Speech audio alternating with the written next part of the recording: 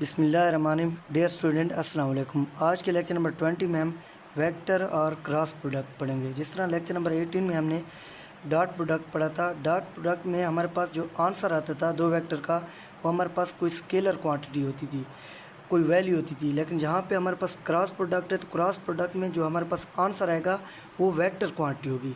हमारे पास जो आंसर होगा वो वेक्टर क्वांटिटी होगी। हमारे पास ए क्रॉस बी जो है ए माड बी माड साइन थीटा एन कैप। ए माड बी माड हमारे पास मैग्नीट्यूड है और एन कैप जो है हमारे पास यूनिट वेक्टर, ये डायरेक्शन दे रहा है।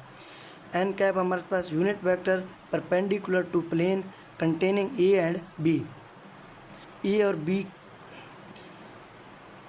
की डायरेक्शन हमने किस तरह फाइंड करनी है? राइट हैंड पाम रूल से फाइंड करना है।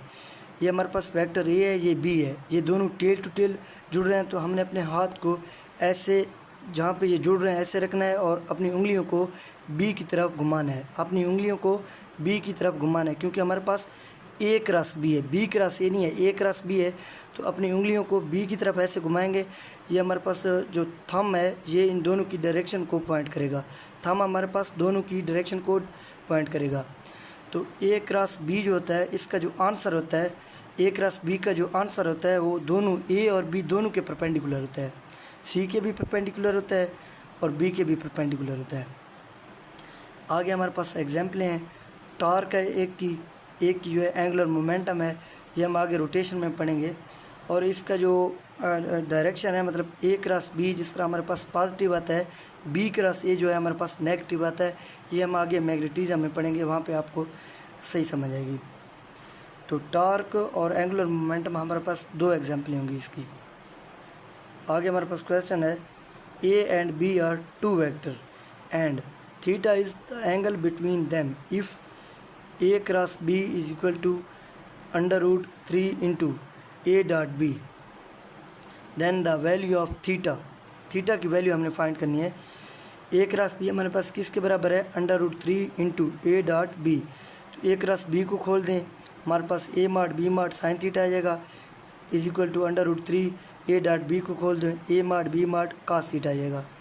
तो ए माड बी माड से कट जाएगा, sine theta is equal to √3 cos theta आ जाएगा।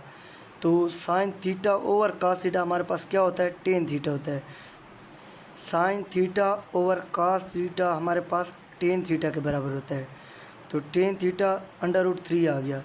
टेन थीटा √3 कब आता है? जब हमारे पास थीटा 60 डिग्री हो। स्पेशल केसेस, अगर थीटा हमारे पास 0 डिग्री है तो ए क्रॉस बी हमारे पास A B sine theta, theta जो है आप साइन 0 होता है तो ए क्रॉस बी हमारे पास 0 आएगा। अगर इसी तरह थीटा 180 डिग्री हो तब भी ए क्रॉस बी हमारे पास 0 आएगा।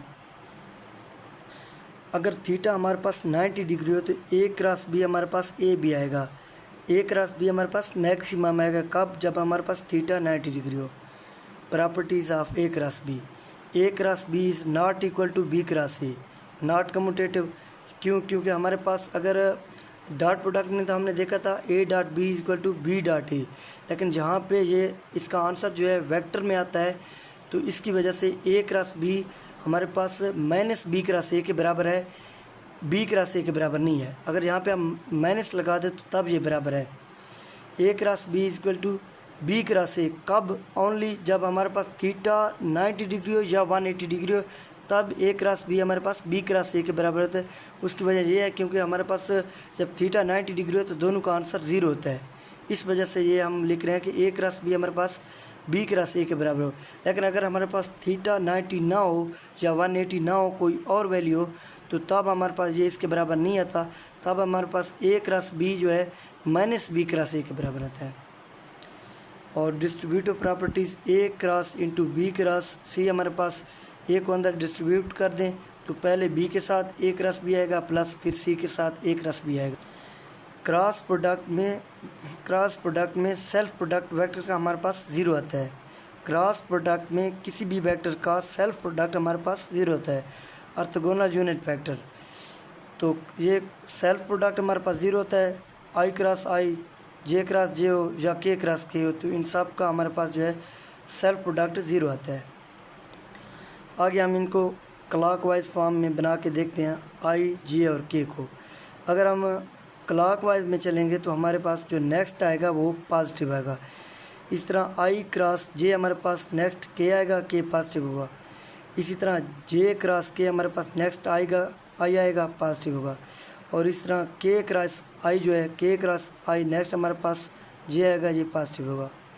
तो एंटी क्लॉकवाइज में चल के देखते हैं। एंटी क्लॉकवाइज में नेक्स्ट हमारे पास नेगेटिव आएगा।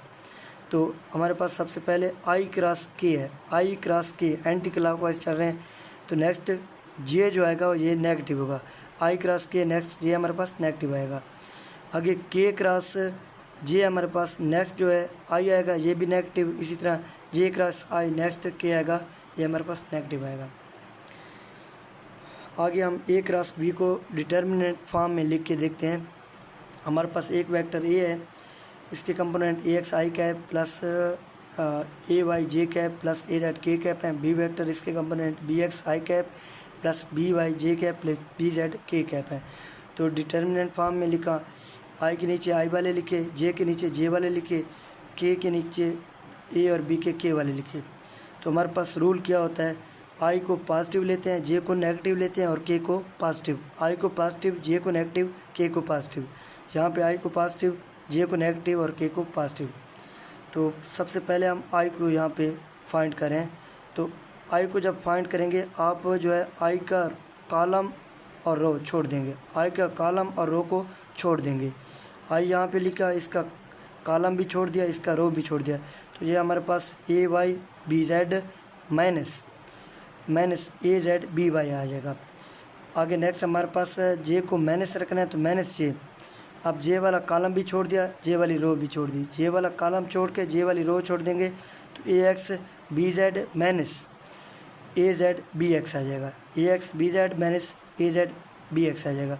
आगे जो है हमारे पास के आ रहा है, के को पॉजिटिव लिखना है, तो के हमारे पास पॉजिटिव आ गया।